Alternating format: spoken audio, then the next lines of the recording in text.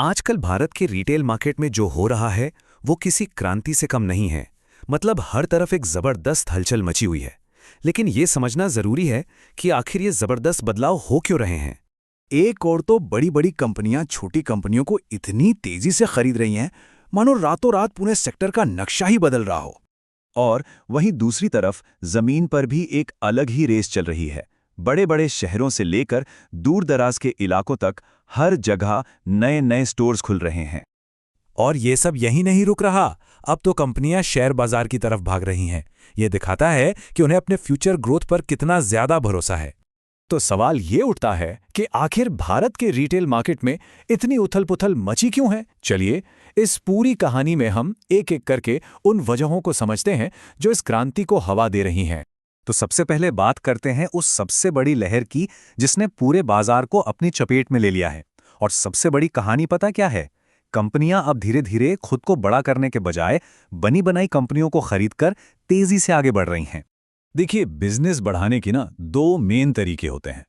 एक होता है ऑर्गेनिक ग्रोथ, मतलब आप धीरे धीरे अपना काम बढ़ाते हैं ईंट दर ईंट। और दूसरा है ग्रोथ बाय एक्विजिशन, यानी किसी और की बनी बनाई कंपनी को ही खरीद लेना। और आजकल का ट्रेंड वो पूरी तरह से दूसरे वाले तरीके पर है। और ये ट्रेंड किसी एक सेक्टर तक सीमित नहीं है। पेंट इंडस्ट्री से लेकर कंज्यूमर इलेक्ट्रॉनिक्स और एफएमसीजी ब्रांड्स तक हर कोई इसी रेस में दौड़ रहा है। जेएसडब्ल्यू ग्रुप के चेयरमैन सज्जन जिंदल का ये बयान इन बड़े डील्स के पीछे की सोच को बिल्कुल साफ कर देता है। ये सिर्फ बिजनेस की बात नहीं है, ये एक बहुत बड़ी, एक नेशनल लेवल की सोच है, जहां ये कंपनियां पूरे मार्केट को एक नया रूप देना चाहती हैं। अच्छा, तो ये तो हुई कॉर्पोरेट डील्स की बात। अब जरा जमीनी हकीकत पर आते हैं, मतलब कि फिजिकल स्टोर्स का विस्तार।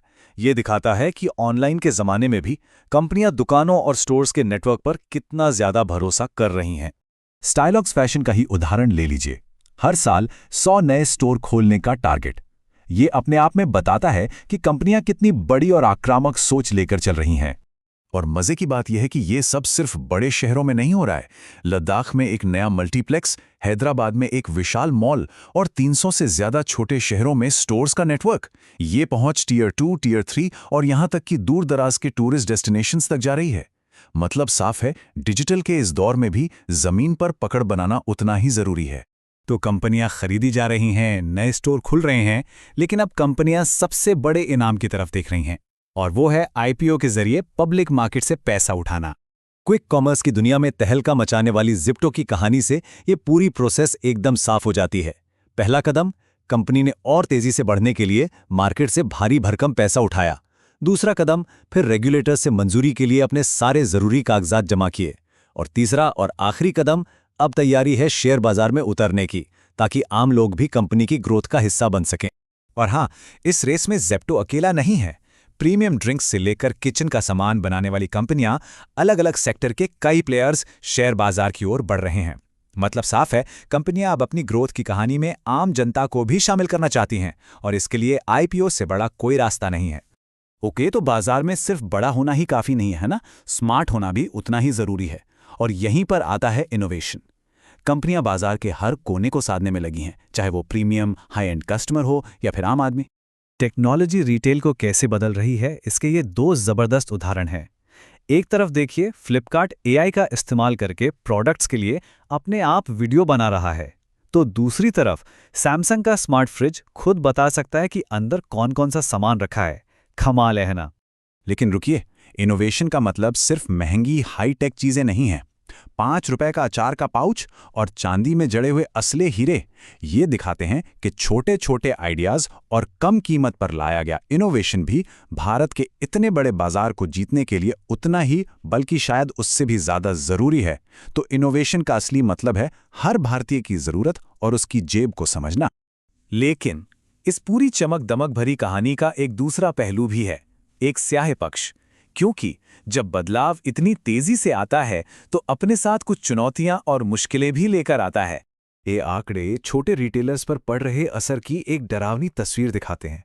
सोचिए, क्विक कॉमर्स की वजह से पिछले साल 2 लाख किराना दुकानें बंद हो गईं और मुंबई जैसे शहर में 60% दुकानों की बिक्री घट गई। ये इस ग्रोथ की एक बहुत बड़ी कीमत है जो चुकाई जा रही है।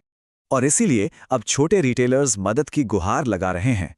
उनका साफ कहना है कि सरकार को इस मामले में दखल देना चाहिए ताकि उन्हें भी इन बड़ी कंपनियों से मुकाबला करने का एक बराबर का मौका मिल सके, इससे पहले कि बहुत देर हो जाए।